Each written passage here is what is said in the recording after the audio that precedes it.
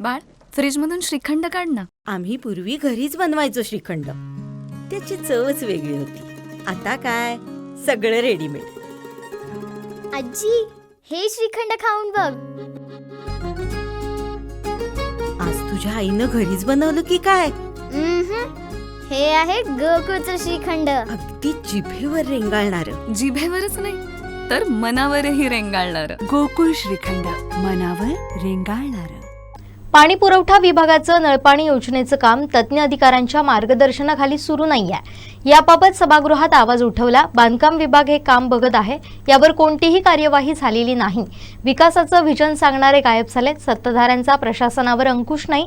शहर धूळ खातंय हे सत्ताधाऱ्यांचं पाप आहे. येत्या 8 दिवसात परिस्थिती बदलली नाही तर आम्ही रस्त्यावर उतरू, असा इशारा संजू परब यांनी दिलाय. नळपाणी योजनेबद्दल मी स्वतः सभागृहात बोलतो आणि या संदर्भात मी नगराध्यक्ष आणि सीओस आणि सर्व नगरसेवक होते, त्याची मी हा विषय मांडला. त्याच्यावर तज्ज्ञ अधिकारीच नाही. हे जो बांधकामाकडे वर्ग केलाय असं मी बोललो होतो, मागे प्रेसमध्ये सुद्धा बोललो, पण आतापर्यंत त्याच्यावर काही ॲक्शन झालेली नाही.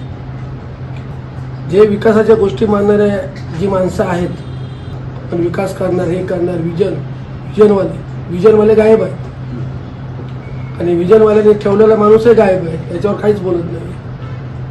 हे सत्ताधाऱ्यांना नगरपालिका चालवणं सोपं नाही. त्यांना अनुभव अजून शिकायला 2 वर्ष जातील. अंकुश नाही सत्ताधाऱ्यांचा. पुढच्या मीटिंगमध्ये होणार मीटिंग